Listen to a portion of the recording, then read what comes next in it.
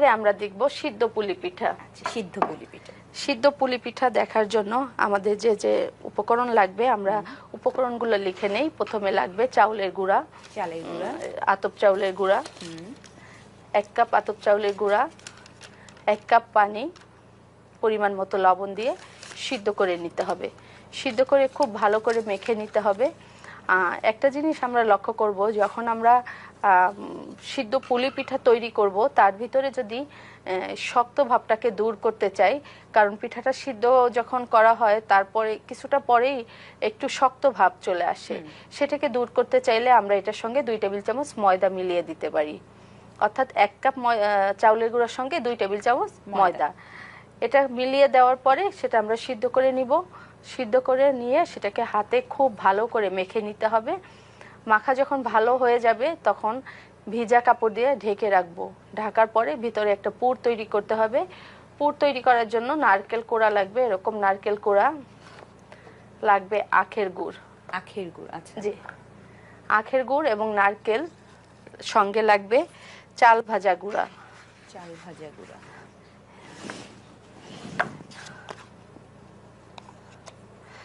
এরকম ভাজা চালের গুঁড়াটাকে চাল ভাজা গুঁড়া হাতে কড়াইয়ের ভিতরে টেলে নিতে হবে। টেলে যখন এরকম লাল হবে তখন সেই লাল চাউল ভাজা গুঁড়াটাকে এটার সঙ্গে দিয়ে দিতে হবে। আমাদের সাথে একটি ফোন আছে, ফোনটা একটু নিয়ে নিচ্ছি। হ্যালো হ্যালো, জি শিক্ষার্থীর নাম বলে। আসসালামু আলাইকুম। ওয়ালাইকুম আসসালাম, আপনার প্রশ্নটি বলুন। আমি বলতে চাইছি, একটু আগে যে বিদনি পিঠাটা বানানো হয়েছে ওটার ওই যে কাইটা করা হয়েছে ওটা কিভাবে করা হয়েছে আরেকবার যদি একটু দেখানো হতো। জি ধন্যবাদ শিক্ষার্থী, আমাদের সাথেই থাকুন, আমরা বলে দিচ্ছি। বিধুনি পিঠার কাইটা যেভাবে করতে হয় সেই পিঠার দর্শক, বিধুনি পিঠা যে কাইটা এটা হচ্ছে ময়ন করে নিতে হয়, অর্থাৎ কাঁচা মেখে নিতে হবে। কাঁচা মাখার জন্য আমরা 1 কাপ ময়দা নিব। 1 কাপ ময়দার সঙ্গে 2 টেবিল চামচ সয়াবিন তেল নিব, পরিমাণ মতো লবণ নেব, নিয়ে হাতে খুব ভালো করে ময়নটা দিতে হবে।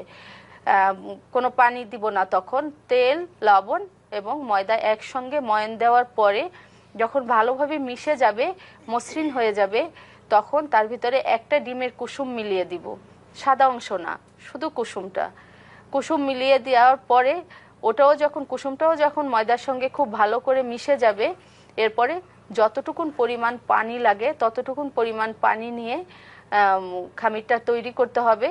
যে খামিরটা হচ্ছে আমরা পরাটা খাই সকালে যেরকম, ওই পরাটার মতো শক্ত খামিরটা হবে। ওই খামিরটাকে আমরা আধা ঘন্টা রেখে দিব ঢেকে। আধা ঘন্টা রেখে দেওয়ার পরে এটা সফট হয়ে যাবে।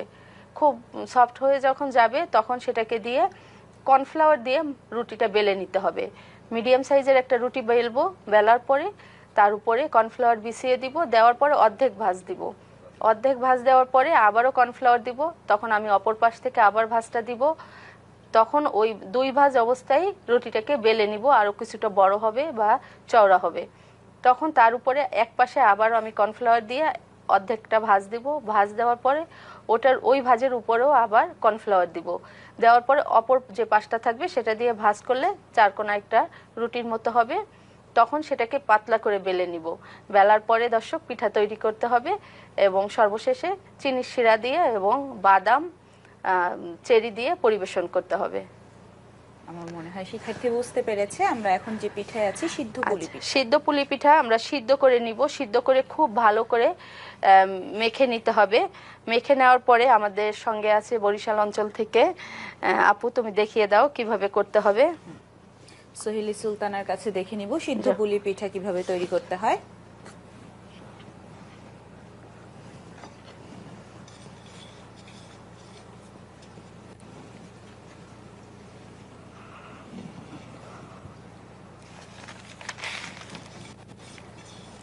করো।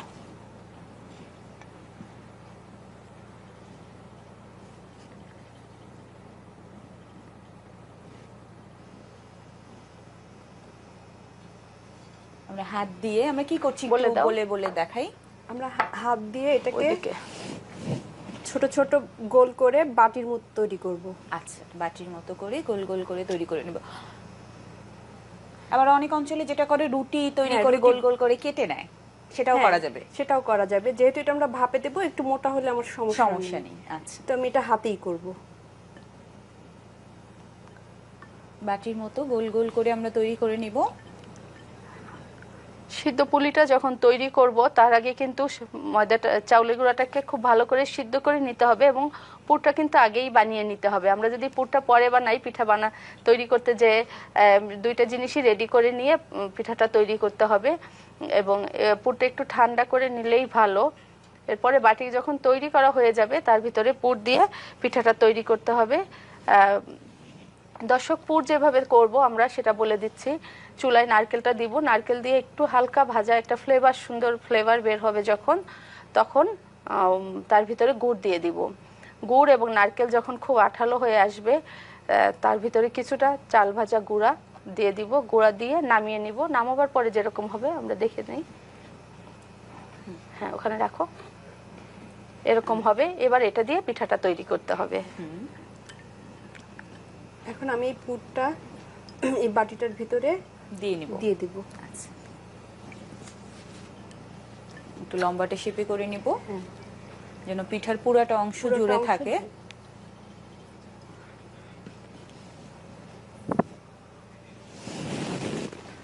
এরপর মুখটা ভালো করে আটকাবো।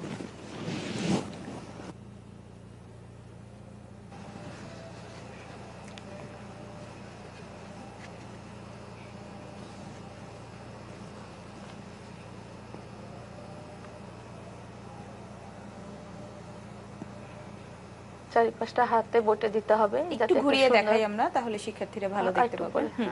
জাস্ট আমরা অল্প অল্প করে মুড়ে দিব, একটা নকশাও হবে, প্লাস আমাদের পিঠার বুকটা বন্ধ হয়ে যাবে।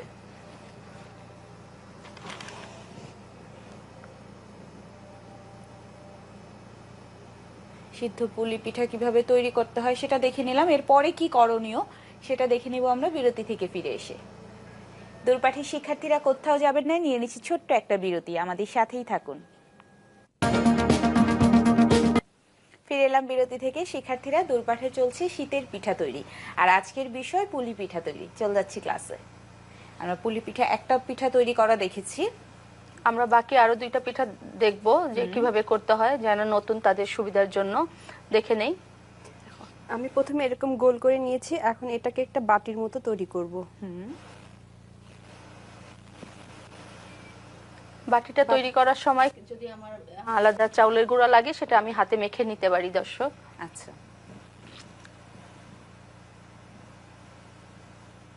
এভাবে তৈরি করে নারকেলের এই পুরটা এরকম একটু লম্বা করে হাত দিয়ে শেপ করে আমি এই বাটির ভিতরে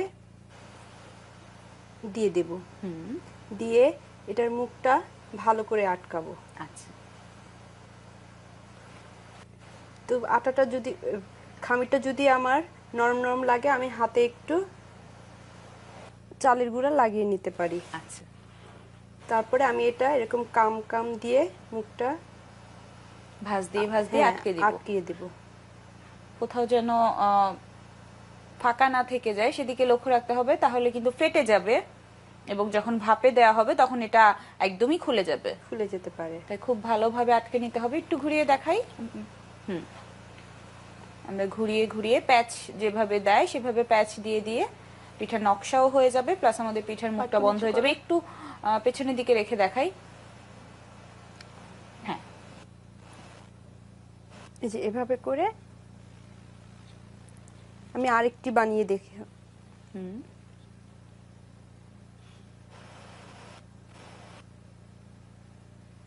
জাস্ট ঘুরিয়ে ঘুরিয়ে বৃদ্ধাঙ্গুলি ভেতর দিকে থাকবে এবং বাকি চারটা আঙ্গুল বাইরের দিকে থাকবে। একটা বাটির শেপ করে নিব আমরা।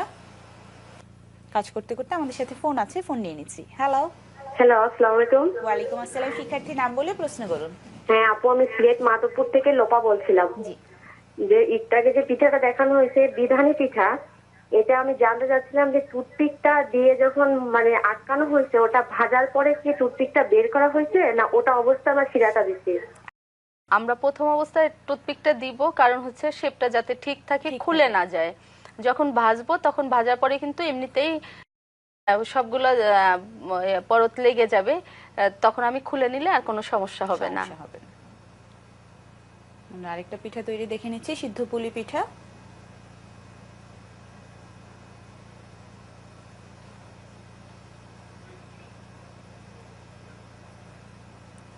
আবার ওই একই ভাবে আমি মুখটা বন্ধ করে নিব। ছোট ছোট করে প্যাচ দিয়ে আমরা মুখের কাছে একটা নকশা করে নিচ্ছি। আমার মনে হয় শিক্ষার্থীরা বুঝতে পেরেছে। Thank you. পুলি পিঠা তৈরি আমরা দেখে নিলাম, এরপরে কি করণীয়? এই যে আমরা সিদ্ধ পুলি পিঠাগুলো তৈরি করে নিব, তৈরি করে নেওয়ার পরে এই পিঠাগুলোকে স্টিমে ভাপ দিয়ে নিতে হবে। আচ্ছা দর্শক, স্টিম যাদের স্টিম আছে তারা স্টিমে ভাপ দিয়ে নিতে পারে, বা যদি স্টিম না থাকে তখন মাটির ঢাকনা পাওয়া যায় সিদ্ধ করা, ওটাও যে কোনো পাতিলের মুখে দিয়ে চারিপাশ থেকে ময়দা দিয়ে লাগিয়ে যাতে চারিপাশ থেকে ভাপটা বের হয়ে না যায়, তখন ওই ঢাকনার ভিতরে দিয়েও পিঠাটা সিদ্ধ করা যায়। বা সেটাও যদি না থাকে, একটা পাতিলের মুখে পাতলা কাপড় বেঁধে নিয়ে, সুতি কাপড় বেঁধে নিয়ে সেই কাপড়টার যখন স্টিমটা বের হতে থাকবে তখন পিঠাগুলা দিয়ে ঢাকনা দিয়ে ঢেকে, মানে অবশ্যই এক কালারের কোনো সাদা কাপড় ব্যবহার করতে হবে যেন পিঠার গায়ে কোনো রং লেগে না যায়। সেটা তো অবশ্যই লক্ষ্য রাখতে হবে যে পাতলা সাদা কাপড়, এবং যেটার ভিতরে সেই কাপড়টা পরিষ্কারও থাকতে হবে ভালো, তখন সেটার ভিতরেও পিঠাটা সিদ্ধ করা যায় বিভিন্নভাবে। বা বাঁশের চালনি থাকলে সেই চালনিটা দিয়েও কিন্তু তার উপরে পিঠাটা সিদ্ধ করা সম্ভব। এমনিভাবে পিঠাগুলো সিদ্ধ করব 10 থেকে 15 মিনিট। 10 থেকে 15 মিনিট যখন পিঠাটা সিদ্ধ হয়ে আসবে তখন দেখা যাবে যে একটা পিঠার সাথে আরেকটা পিঠা লেগে যেতে পারে। সিদ্ধ প্রায় নামাবার আগে এক মিনিট আগে কিছুটা পানি দিয়ে দিব, আমরা পিঠাগুলোর উপরে একটু পানি ঢেলে দিব। পানি ঢেলে দিয়ে আমি ঢাকনা দিয়ে আরো 1 মিনিট রাখবো, তারপরে পিঠাগুলো তুলে নিলে একটার সঙ্গে একটা লেগে যাবে না। আচ্ছা আচ্ছা, এই জিনিসটা লক্ষ্য রাখবো। এবং সেই পিঠাগুলা বেশ ভালো নরম হবে এবং ভেঙে যাবে না।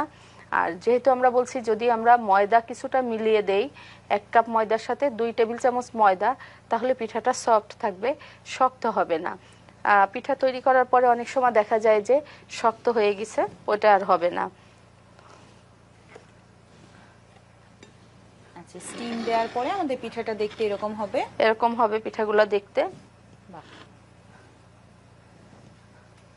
তো তৈরি হয়ে গেল সিদ্ধ পুলি পিঠা।